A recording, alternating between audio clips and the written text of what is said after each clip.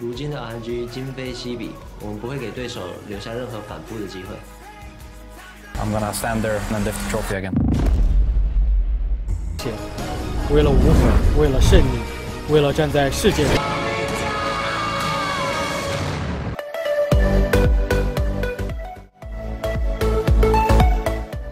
Support counter pick is what happens on red side, but I wouldn't mind seeing it. I would have liked to see Teddy's Draven against a pick like Ashe, but the Ashe is going to be hovered at least and will be locked in, so a take away from Ruler. Kog'Maw is usually his fallback pick. Kog'Maw's open. Maybe he's desperate to finally get a win on the board. He's actually 0-2 on the pick so far. It looks like he may want to switch it up though. You see, Cannon, Galio, Camille, and Ashe. You need something other than a Kog'Maw, because that really is a bad time. So the liftoff will be very useful. I think Kog'Maw would have been disrespectful, honestly, as a pick. Core JJ usually has been on something a little bit more stronger in the laning phase than the Shen, so Braum will make a lot more sense. I feel like Core JJ's role is to look after Ruler. You know, that's very much his hetero life partner, so I guess that's what you have to do. You got to sit there, put up a big shield, and hope for the best. Whatever you got to do to help out your partner. Question is, what will Nova pick up here? Will he just pick up the Shen that we saw flashed earlier? Looks like man, look at the engage they have here. Literally ridiculous. This is everyone as an engager on the side of Jin Air. This is an old Rocks Tigers special from 2016. I call this the Oprah comp because everyone can initiate. Big arrow, big Galio, so much engage. But this is Jin Air. Can they actually...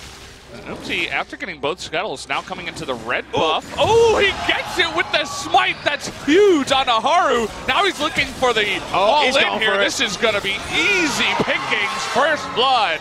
Oopsie shuts him down in a big way. And that must feel so good for the man. Sejuani is basically 100% pick ban. At the end of 8-11, Beyond was the only one playing it as he chases in. All right, he does have level 6, so Fly, there's not much anywhere for him to go, and that is the easiest kill I've ever seen. They get the stun onto Teddy in the bottom lane, though. That's Ruler popping off. He says, I'm going to carry my team on the 80 carry. A lot of people coming as well, though. They need to get there. And so far, when Umti is gone, it's hit gold. It's this time Haru. Well, Teddy doesn't have any way to get out of this one, especially with the slow. They can easily feed over the kill in the bottom lane this time. Teddy not able to pull off a con. And now it's 2-0'd as well. When Ruler gets fed, Genji usually wins. I'm quite confident in that, at least, if he can be able to use this extra gold to fight up to perhaps even a QSS to deal with all of that lane in competitive games and also in solo queues. You can easily become a fan of this guy.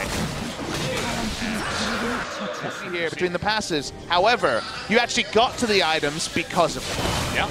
Well, we are going to have a 2-on-1 onto Cube here. It is Mundo. Speaking of the which, it is actually a 3-on-1 as Shen is in the game. Even lays down the Ignite in the bottom side. And no huge force at 35 plus minutes. And Fly is going to find a rude awakening. Oh boy, this is like the longest time they've ever taken to try to go in for a gank, but it might just work. He does have the stopwatch, but the stun timing is going to be on top of it into the Justice Punch. But here's Cube. They do force the flash away from Grace, who looked very there. But usually it's Luden's or Zhonya's second, so very surprising. I guess no one else wanted to itemize, or maybe they just wanted to double down on killing Mundo first, but Executioner's calling, and now the Morellonomicon coming through.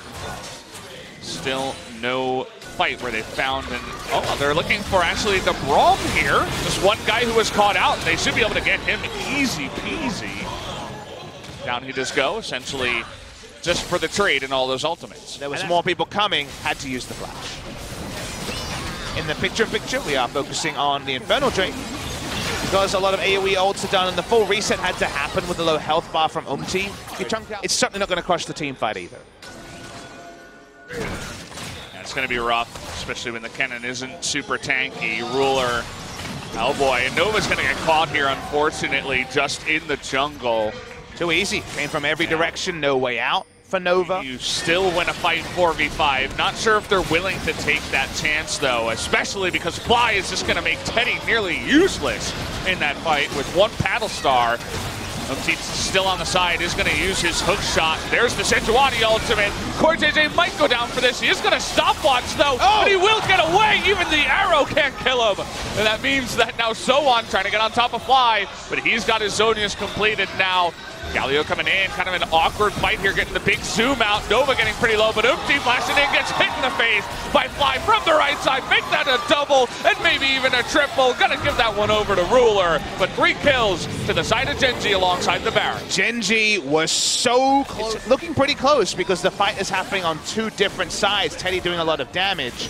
However, in this game, kind of forgetting that the Ashe is in this one. The arrows have been kind of lackluster, not really helping. That's gonna be double super minions down every lane now. Gotta go now. Where's it gonna come from? The arrow comes in, but Ruler easy QSS in the back line. Headset ultimatum with the follow-up, and Ruler will get knocked up. Galio is gonna get that on the back line, and they will finally kill Ruler. But look at Zoe in the back line doing all the damage, and Cube even on the Mundo. Meanwhile, the minions are gonna pick up the Nexus, and that'll be a second 2-0 tonight. This one over to Gen G. Very fun game where we had Umti and Ruler popping off, but comping around Ruler when he gets a lead is what Gen G do. It's their bread and butter. For Umti, it was a rare game for 2018 summer where his early game moves were actually very calculated and very strong. But Jinair couldn't put the 5 of them together in order to make it actually happen in the end, and Gen G win the game. I like the change from Jinair, but it is also a change from their natural tendencies, and that's where perhaps the execution is going to fall away a bit. This man was a master of execution. It's Ruler, very well deserved MVP.